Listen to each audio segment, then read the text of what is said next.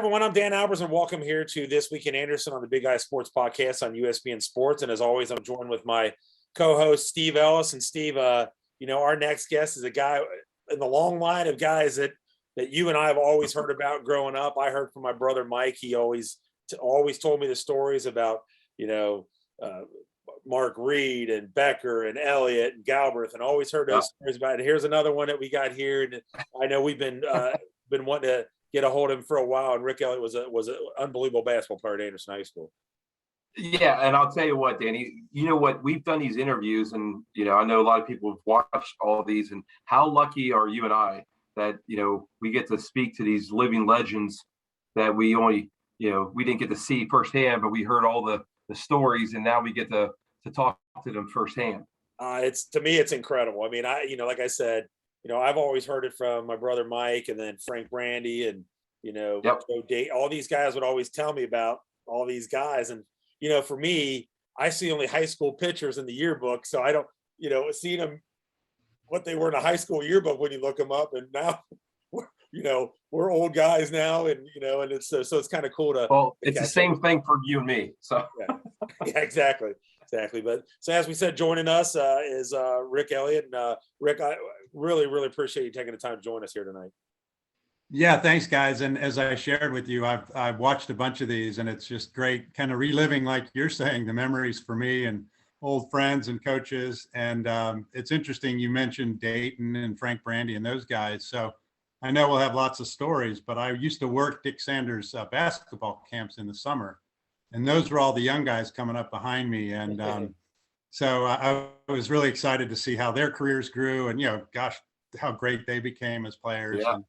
Yeah. And, it's all connected. That's right. It really is. And that's why these things are so cool to do, to connect everybody. And we kind of all connect the dots. But let's go ahead and go back to your days in Anderson growing up. Steve and I always talk about, Summit side, Air side, whatever. What side of Anderson did you grow up? And just talk a little bit about that, what it was like growing up as a kid in Anderson. Yeah, so I grew up mostly in a tiny little house on a cul-de-sac off of Asbury, Airedale Road. So, sure. For those that are old enough to remember, the corner of Beachmont and Asbury, there was a King Quick. I don't think King Quick's around anymore. Right? Love King Quick. Yeah, that's a good story. Pretty much until like my junior year in high school, me and my buddies would walk to school. I went to Anderson from kindergarten through senior, and on the way home, we'd stop at King Quick and get a candy bar or a Coke or something. And so yeah, great memories. Midwestern town with all the values that I probably didn't appreciate growing up, of family and hard work, and of course sports. And everybody in my circle, family and friends, were just huge Reds fans. Right. And I graduated from high school in '76, and the Reds were in the World Series, I think 70, 73, and won it in 75 and 76. Yeah. So just bled Cincinnati sports as a kid growing up, and it's a kind of the foundation of who I am today, which is pretty cool. So Rick, you had mentioned before we went on the air that you live in Atlanta now, but do you get back here often?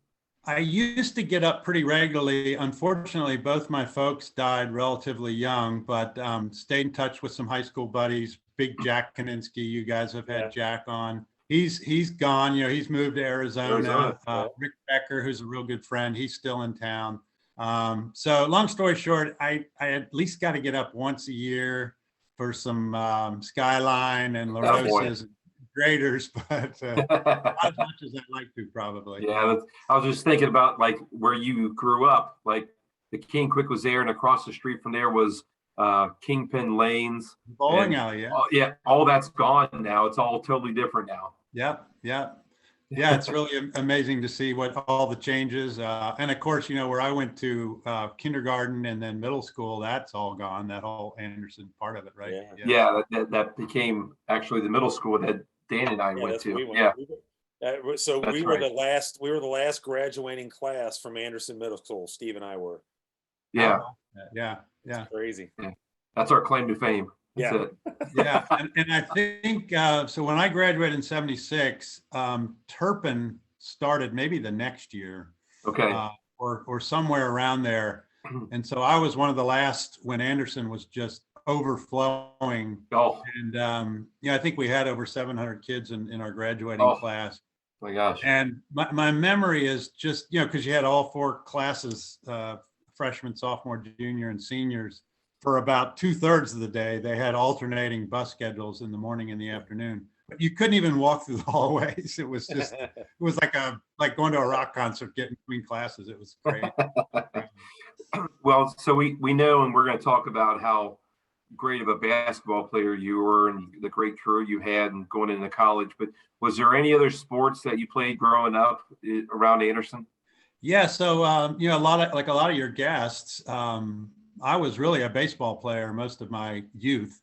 Okay. I think my first team was, maybe 3rd or 4th grade. Played on the Anderson Kiwanis, if you remember those, sure, those league teams. And then as we got older, I joined one of the Midland teams, the Midland Rams, which was not like the big dominant team, but had a lot of really good players. And so I always kind of figured basketball or baseball would sort of be my thing. And then, we'll get into it in our stories here. But when Dick Sander entered my life as a freshman, as the varsity coach, and started encouraging me around basketball, it really kind of changed me. And, over the next couple of years, I really almost phased out of baseball, and just, if you saw me anywhere, I had a basketball in my hand. I believe it. Yeah, I believe it. So when you're playing baseball, were you playing with Jack or with Dotson or any of those guys?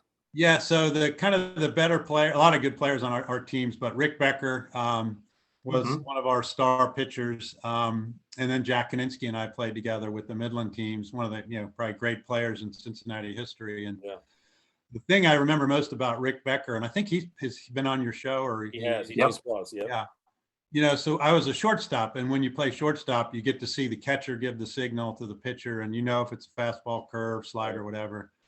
And he was so good, I just knew whatever pitch was called, that batter was in trouble. And he really dominated, some of those really good Cincinnati Summer League. So I played with great players, and ultimately became really good friends with Pat Tabler and Mark Connaughton, who were 2 of the star basketball players. Nick. And of course, Pat became, a great Major League Baseball player. Started at an older age. I don't think he even played baseball till he was maybe 15 or 16, and then was fantastic. But he was also a great basketball player. I've got a good story about him too. Go ahead, let's hear it. Well, my last game as a senior at Anderson in '76 was against McNick, our arch rival. We were both really good teams that year, and so we played at McNick. And, back then, your memory, it felt like it was a high school gym that seated 10,000 people. It might have been 500, but it was one of those deals that it was beyond sold out, right? I mean, you couldn't even walk around the court. If you were throwing the ball inbounds, they had to move people so you could stand there, because people were sitting on the floor.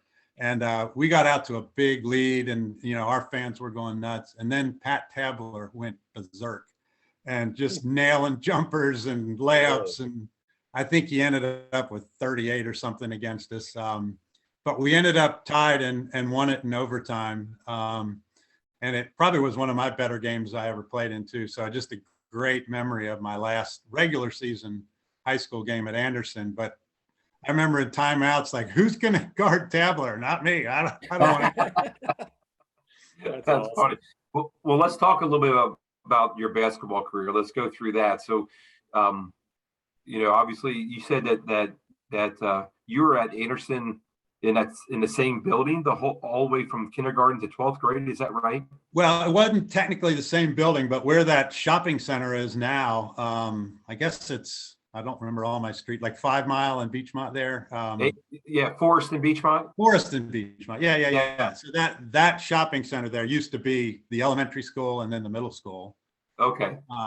And so it was all in the same complex, but you had to go outside to get into the kind of the 9th through 12th. So live, breathe Anderson from kindergarten through 12th. And like I said, up until my dad worked at a car dealership, so he got me a used car my junior year. But up until then, I think I walked to school and home almost every day, and we were a little tougher back then. It didn't matter if it was raining or snowing or what. We walked and we didn't have umbrellas or anything, right? We just, A lot tougher, a lot tougher. Yeah. So kind of walk through your years at the high school. Your freshman year, you played on the freshman team, I believe, correctly, for Rick Carr. And yeah. do you remember some of the guys that were on your team and some of those teams you had there? Yeah, it's really fun to think back about that, and encouragement for any young person listening. I was by no means a star of the team. 7th and 8th grade, Mr. Bartholomew was our coach in 7th grade. Nice. Mr. Clarkston was a tough SOB. Our 8th grade coach, and then Rick Carr, freshman coach. Yep. I was just an average, really little skinny 5'8" point guard that, I played and I started, but I didn't contribute a whole lot. I was good athletically. And then sophomore year with Jeff Watterson. And I remember Coach Sander coming to me and he said, because Rick Becker and I were like joined at the hip everywhere, good friends and playing sports together. And he said, he called me into his office and he said, I just want to let you know, we're calling, Rick up to the varsity this year, Rick Becker as a sophomore, but we're going to leave you on the JV team so you can develop and, grow physically. And I said, Coach, I had no thoughts of playing varsity. You're not like disappointing me.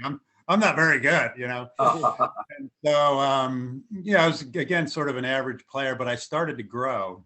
And thanks to Coach Sander, he took a notice to me. And back then, I don't know if you've heard of this, but he showed me these drills called the Pete Maravich drills. Sure. Those ball handling in between the legs. And as I said, I just had a basketball in my hand. So I got pretty good at ball handling and all of that. And then by the time I was a senior, started out like a 5'7", 5'8" as a freshman. I was 6'2". And, some high school coaches might have said, Rick, you could probably help us better as a forward or whatever. You're big enough. But he said, I want you to be my point guard and let me kind of play that position, which made me, a much more attractive college prospect because I had been dribbling behind my back and between my legs for the last 3 or 4 years. And I handled the ball really well. So that really helped me. And my junior year, I was a decent player, not a star of the team. And then between my junior and senior year, they were promoting these AAU summer leagues. Mm-hmm. So you were allowed to have 2 players from each school. And Rick Becker and I played on, against the best players in Cincinnati, which there were some good ones. And I really matured and developed as a player between my junior and senior year. You know what? Did you play point? I'm sorry, Steve. That's all right, Dan. Appreciate that. So did you play point? I did. Senior year? Yep. Yeah. So, from age whatever, 11 or 12 to my last pickup game in Atlanta 10 years ago, I played nothing but point guard. Yeah. And back then I was just going to say, you asked some of the good players, obviously Rick Becker and guys that were, not like superstars, but really good athletes that I hung out with, Nick Tarpoff and Tim Hall and Steve Smith, and Brian Bergdahl was a, great high school and college football player. And so I was actually telling my wife, it was interesting. Everybody I knew and hung around with was into sports and was being recruited and going to college, or in Rich Dotson's case, drafted, first round. Right. Yeah. And that's all I knew, right? I just figured everybody was really good at this and you went on to play college or pro. And, in hindsight, I look at how fortunate I was to be around such great players. Yeah, what's funny is that the person that Steve and I know pretty well is another good friend of yours is John Raymond, and John swears up and down that he helped you blossom into the player that you were. So John's taking credit for a lot and probably shouldn't, because we know how John is. He tries to take credit sometimes when it's not due. So John swears up and down you got better because of him. Well, I might have dunked on him a couple of times, which helped my confidence. Well, that's what we were going to ask you is how good was John back then? He was a really good player, but it's funny again when you look back. My memory of John, he was fuller, he was a little stronger, 7th, 8th, 9th grade, and a lot of those kids, are the better players just because they've developed quicker, and he was always a really good athlete. But then, other of us that kind of blossomed and grew into our bodies and then, played as much as we did, kind of, outgrew some of the other guys, I guess. As you'd say. Well, I remember seeing pictures of John with a beard and Yeah. high school with his Camaro and his Right. bell bottoms, and So he got into Yeah. that. He got into the Camaro Total- and the bell bottom. He didn't care about sports anymore. Yeah, that's Total- right. total badass. Yeah. Yeah, we all sort of pick where we're going to focus, you know, and Yeah. some guys Priorities. it's girls and fast cars, and some of us it's baseball and basketball. So. That's funny. Well, we have a list here that and you already mentioned some of these guys, the Yeah. Nicky Tarpoffs and the Timmy Halls, and obviously John Raymond and Hank O'Meese Yeah, and Hank. Brian Yeah. Lindsay. Yep. You got to play, and we've talked about this in other podcasts about how unbelievable it was. There was, what did we say, Danny? There was four starters one year that all went on to play Division I basketball with Kevin Galbraith and you and Becker and somebody else I'm missing. Mark Reed. Reed. Yeah. We just Obviously, yeah, we just had him on. Yeah. But the interesting one I got a question about was a guy that played, I guess, JV with you by the name of Tommy Johnson. Mm-hmm. Do you remember him? Of course, yeah. His dad coached the Bengals when we were in high school. Tiger Johnson. So at that time, he was one of the Bengals coaches. Yeah, I think he was head coach sometime around our high school years. That's Wow. crazy. How about that? Yeah, and back in those days, they weren't like the mega celebrities like they are today. But it was pretty cool that one of your high school buddies, his dad was an NFL coach. Yeah, unbelievable. Yeah, Any and free then you played games? with. What'd you say, Danny? I said, did he get any free tickets to games? No, I don't remember getting any tickets. But the other guys that the Mark Lennon, Yeah. is that right? Paul Seibert, Yep, and was it Timmy Campbell? Timmy Campbell. Yeah. And the Shots, both the brothers, Jeff and Joe. Yeah, so you think about my senior 76, class of 76, our starting lineup was Rick Becker, who was, by the way, I think he ended up going to Southern Miss out of high school because he wanted to play both sports, baseball and basketball, and they gave him a dual scholarship. We had guys like Bobby Knight and Joe B. Hall at several of our games recruiting Rick Becker. I mean, he was that good. Chose to kind of blend his college career so he could play baseball. But he was fantastic. First team All-City, maybe, second or third team All-State. I think he averaged 24 points a game as a senior. And then we had Mark Reed, at the other forward, another 20-point-a-game guy, went on to play with me at the University of Richmond. Great player. So you got two really top state players, your forwards, and then the backcourt was me, ended up going to Richmond, and then Rich Dotson, who, wasn't all-American basketball player, but he was a first-round draft pick in Major League Baseball. And then our center was Mark Lennon. You mentioned Mark, who was a really good, solid person, good athlete, like a 6'3", undersized high school center who took the other guy's center and rebounded and set picks and, really an integral part of our team. And then kind of first off the bench, Jerry Schott, Paul Seibert, Tim Campbell, all those guys you mentioned. And it was just great people, that again is my memory of Cincinnati. We all grew up in the same 3-mile circle and with the same set of values and hard work and great teammates. Yeah. Did you sneak in the gyms with Becker? Because Becker talked about sneaking in the gyms. Were you one of those ones that snuck in with him? Oh yeah. I don't know if he told you. You might not even admit it publicly, but I think he had a key made. He did. He told us. Yeah. Yeah. We used to sneak in at the seminary. He probably told you. And he did. That's it awesome. was quiet. It was so quiet walking in there initially that we would not let the ball hit the floor. I might be repeating his story. That's awesome. Because we figured someone would walk in, but then 10 minutes into it, we're screaming and yelling and rebounding. And that's awesome. But yeah, and again, it's really different today because I'll walk in a beautiful high school gym or a fitness center and, there's nobody playing basketball. I mean, we were just craving for a place to find, where we could play or shoot or all those things. Yeah, that's crazy. Yeah. That's pretty cool. Yeah. And my dad, again, I think of why I got into basketball, again, Coach Sander, but my dad built, like many of us, a driveway bucket, one of those, portable basket goals in our driveway.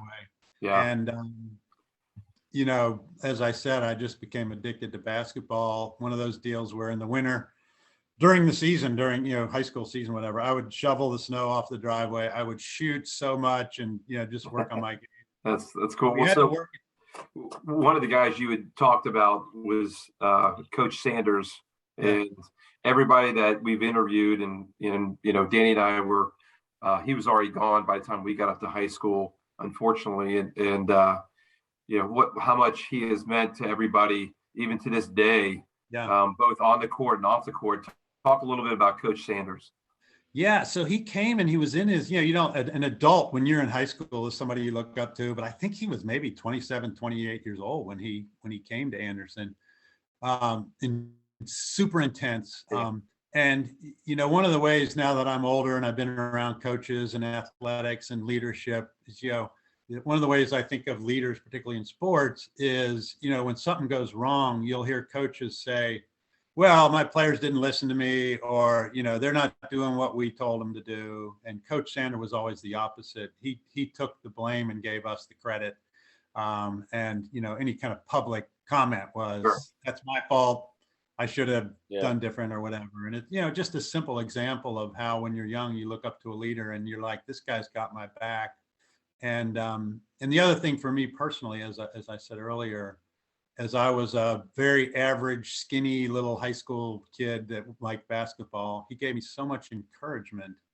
And he actually wrote me a personal note between my junior and senior year, handwritten note. I wish I'd kept it. And he said something like, Rick, if you hard and improving, you could be one of the better players in the state.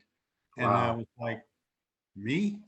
Yeah. You know, he saw something in there that really just gave me that layer of encouragement. And as you said, I'm still in touch with him. I just talked to him last week a couple of times. I was helping him with his fundraiser. So Yeah, that's talk a little bit about that, about you know, because Danny and I had talked. Who was it? Was it we were talking to somebody else about that? Was it Mark? It might have been.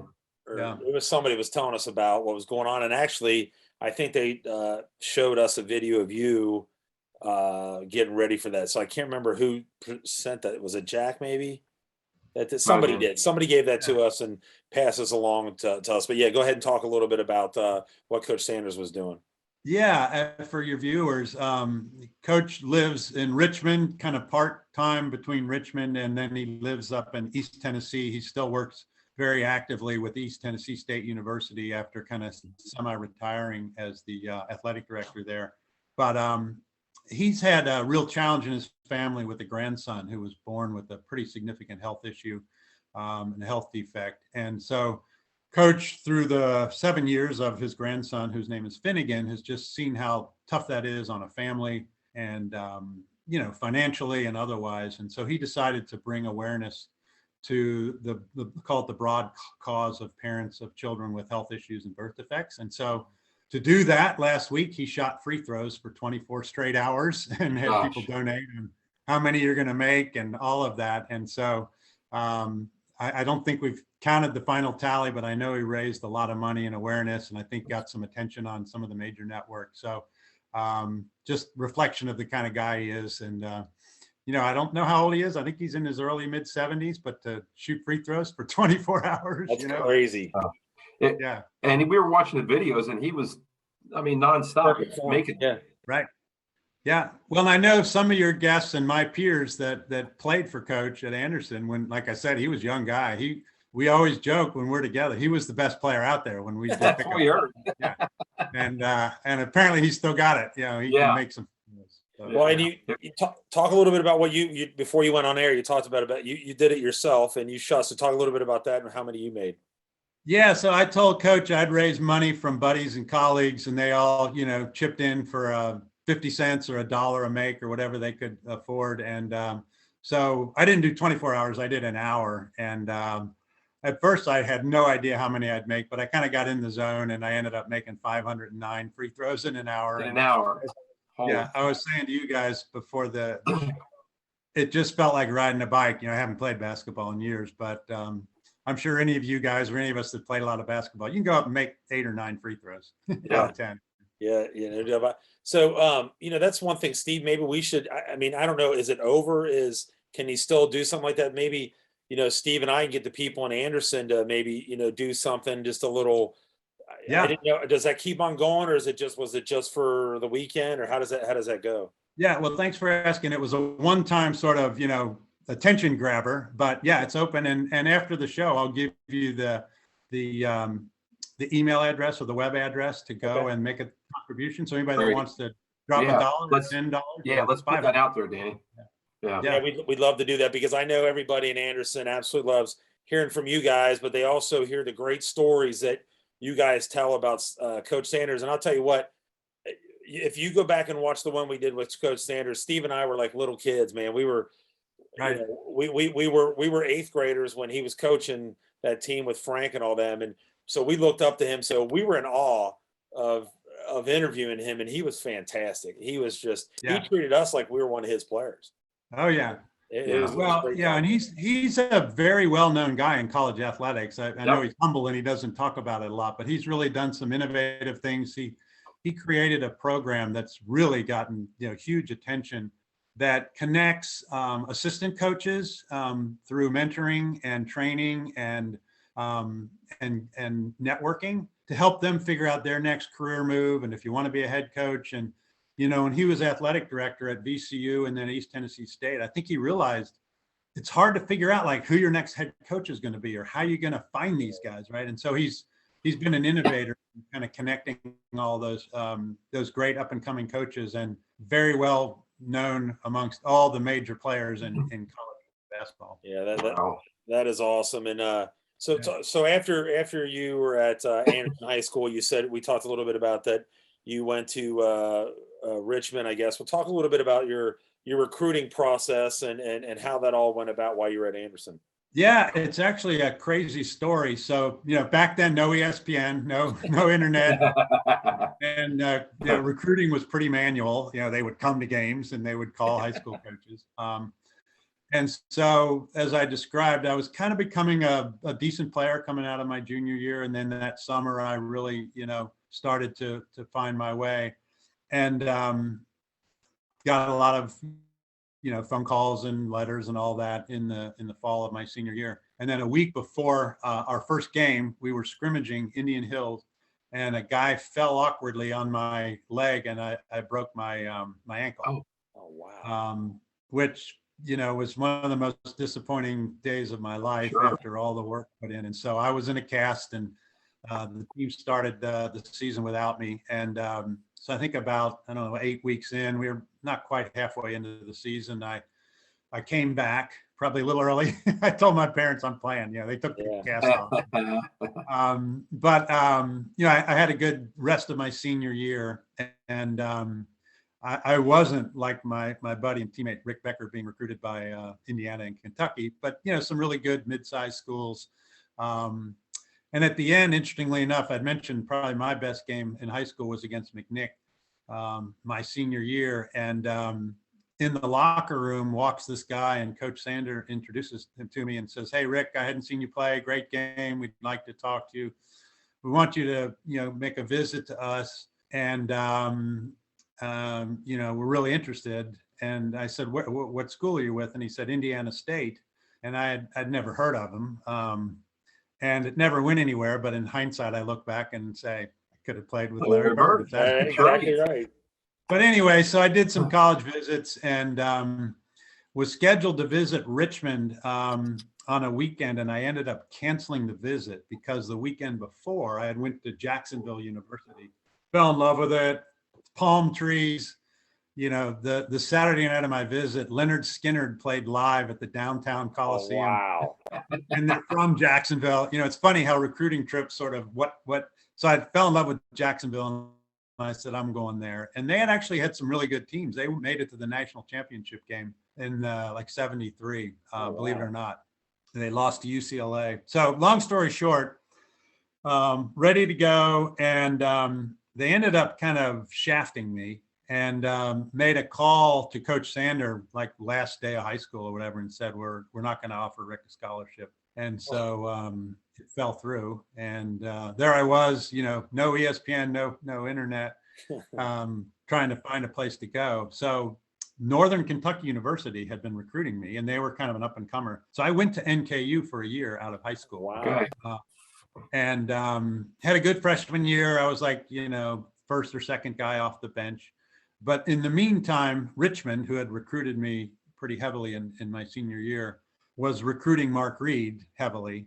And the whole thing sort of came together that Mark said, I'm going to Richmond, and they offered me a scholarship to transfer. So Oh, wow. that's how I ended up at Richmond. And as they say, the rest is history. I had to sit out a year. Back then, there were no portals or anything, right? But obviously, the NKU is a lot different than what it is now. I mean, obviously they're Division I, so they were obviously a smaller division, right? Than Richmond was at the time. They were Division II. Some of the top high school players back then were playing there. Dan Dolman, really good guys. But it was a commuter school too. Then they didn't even have dorms, right? And so part of my frustration is it felt kind of like a bigger high school experience. Right. Everybody drove in, drove home Right. back then. And so I really missed kind of being away on a college campus. And if you've ever been to Richmond, University of Richmond, if you haven't, it's one of the most beautiful campuses in the country. And so it all worked out. And believe it or not, first week of school there, I met a beautiful blonde co-ed freshman. And in April coming up, we'll celebrate our 40-year wedding anniversary. Wow. Congratulations. Yeah, that's all. Congratulations. Yeah, that's awesome.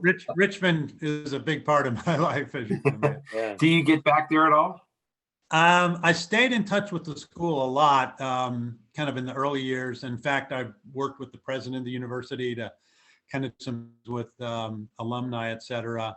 But now it's less me getting back to Richmond, but I have my boys, my guys I played with, my fellow Richmond Spiders during my years there, that we're all connected and we're always jabbing each other. And kind of one of the funny things every year is one or two of us will start the text chain on October 15th, which is, the first day of college basketball practice, reminding us of that sick feeling in our stomach, like, oh God, here we go. All running. Yeah. But yeah, great memories. And, I was fortunate enough at Richmond Division I, of course, and we played a really good schedule, played against some of the best players in the country. And I was able to start my junior and senior year and just, tell my kids and friends of, I played against Ralph Sampson or Tom Chambers or, Eddie Johnson, or even a guy at our rival VCU, Edmund Sherrod, played in the NBA a bunch. So, wow. Yeah, it was really fun. That's incredible.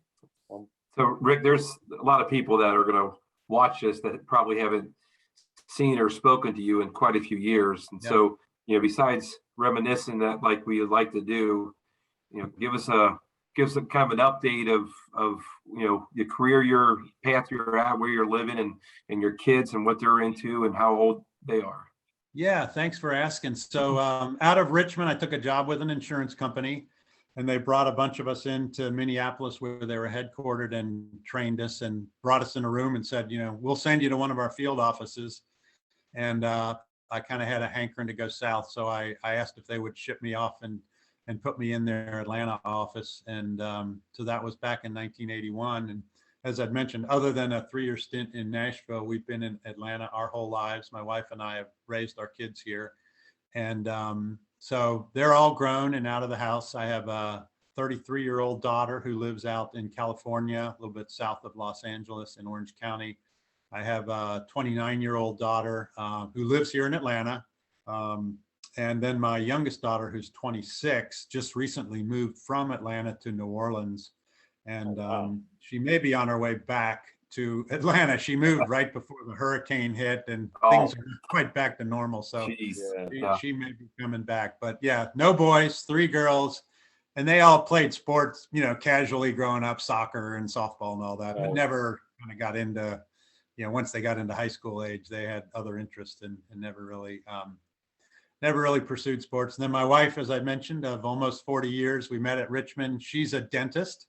And literally just retired last year. She had been pondering retirement. And then when the pandemic hit, you can imagine what it's like being a dentist in the middle of a pandemic, she said. he's enjoying retirement. And so I've been in the insurance business my whole career. I work for a really cool company now for the last 8 years called Lockton Insurance Brokers, and love it. And have no interest in retiring soon. Just Really? blessed great. and fortunate to work for a great company and around a great group of people, and loving Atlanta. And you got some cool places to visit for your daughters. Absolutely, yeah. California, and then the one in Atlanta, of course, and then New Orleans. Yeah, Right. absolutely. Yeah. Hey, Rick, do you I mean, follow anything sports wise with Anderson? Like, do you follow like the basketball, the football, baseball? Do you kind of keep up with any of that? I haven't as much as I should. I kind of got caught up with Anderson with the whole name change and, following that. And I didn't really take a side politically, but I know that sort of brought a lot of us old school alumni into the, what's going on at Anderson? Yep, us too. Yeah, Yep. I'm sure. I think most people I know were disappointed with the outcome of that. No question. Yeah. But, beyond that, I probably haven't paid as much attention as I know they've had some really good football teams, which was interesting because they weren't that good when I was there. I know. Yeah, they Totally weren't changed. good. They weren't good when I was playing either, and that's one of the things too. It was amazing to be a part of that because Steve's brother Greg and I have been broadcasting the Anderson football games for years, and for us to be at Paul Brown Massillon Stadium to announce an Anderson state championship game, I literally cried. I mean, it was like I would think so. my high school is where we could barely get 100 people at a game, and here we are playing in front of 15,000 people. I mean, it was pretty cool. I would love to have seen that. So down here in Atlanta, college was pretty big. So my passion, my middle daughter went to Auburn, and she ended up being there 5 years. And her freshman year and junior year, they went to the national championship. Yeah. Won it Wow. with Cam, and then lost to Florida State. So we got caught up in SEC football in Auburn. And so most Saturdays, my wife and I are watching, the Auburn game or big college football. But as we were talking, Dan and Steve, before we went on air, I am super behind the Cincinnati Bearcats and pulling for them to get into Nice. Yes. They gotta get in. Rick, I've got season tickets. I've had them since '99 when they were awful. I had to buy the basketball tickets to get the football seats to get the basketball, and I've kept them ever since. And good for you. Yeah, I actually went to College Game Day last weekend, and it was right. Yeah, it was incredible. I mean, they said they had about 10,000 fans, UC fans, in that that little area. So they're blowing up here. I mean, everybody's just gung ho about the UC football right now. They should be, yeah. And to beat Notre Dame on the road, because when I was in high school and certainly my early years, Cincinnati was like the recruiting zone for Ohio State and Notre Dame. And I don't close enough, but I hope a lot of the good kids are staying at UC now, or at least start to. Yeah, he's starting to do it. He's starting to do a really good job. It's been kind of cool, and maybe it'll happen that we play your Georgia Bulldogs. It looks like that might happen. It could happen. Yeah. So I root against Georgia. I hope this doesn't get broadcast. Okay, good. Well, I'm an Auburn guy, right? So yeah, that's true. That's good. Go Georgia Dogs, but not when you're playing Auburn. So. That's right. That's good. So we try to always I probably should have warned you about the question I was going to ask you here at the end, but we always try to ask what your favorite high school memory is, maybe a college memory, and then did a favorite teacher or anything like that. And if you can't think of any, that's fine. I know it's kind of last minute, but just maybe give you one of your favorite high school memories. Well, yeah, tons of great memories. Again, wonderful experience at Anderson. And like I said, it's kind of built the core of who I am. Had a lot of great teachers. And obviously we've talked about Coach Sander. We had a really cool physics teacher, Mr. Schaefer. His name was Joe Schaefer or Ben Schaefer. We called him Joe Ben Schaefer, and he let us joke around with him. And he was kind of that nerdy physics teacher that just had a ball with us because we were always messing with him. So lots of great teachers, but I certainly remember Mr. Schaefer. And then at Richmond, great memories of playing against great players, as I said. And on the personal side, just in both high school and college, I'm blessed that I stay in touch with, my core best friends. from Anderson, Rick Becker, Jack Kaninsky, and then we had another buddy who didn't really play many sports, Paul Sturgeon, but the four of us get together and, you know, it's like a day hasn't gone by when we get together. And then staying in touch with my my Richmond friends. And as I said, I met my future wife there, so that's a pretty good memory. When first week of school, and we dated off and on, a few breakups during the 4 years, but hard to beat that. So yeah, that's great. No, we really appreciate you joining us. I know it's been a long while. We've been wanting to do this for a long time, and I know the people. My brother's going to be very happy to watch this. I know a lot of guys that looked up to you, and they're going to love it. We always get when we have you guys on, they always get a hold of us and say, man, that was an awesome interview, and love to hear from them. And so it's really cool that you took the time to do this with us. I know people in Anderson are going to love it. Well, I'm super humbled. I was blessed to be able to play sports and meet great people like you guys and others. And so the fact that you even invited me, I'm telling my kids I'm on a podcast. I think that's really cool. Living legend. Tell them that. Tell them we said that. But yeah. You guys are great what you do. Like I said, I've seen a bunch of your shows, so I really appreciate that you guys invest the time to bring all of us together and let some of us old guys tell stories. We absolutely love it, because I think our wives, because Steve and I are really good friends, and our wives, when we get together, they're sick and tired of hearing the same stories that Steve and I talk about all the time. So this gets us a chance to get away, to talk to everybody else and get stories in. So they kind of love that. Funny. So yeah. But so we're going to go ahead and wrap it up here. And so we really appreciate, as we said, Rick Elliot joining us. So for Steve Ellis, Dan Alvarez, and Rick Elliot, you've been watching This Week in Anderson. We'll catch you next time.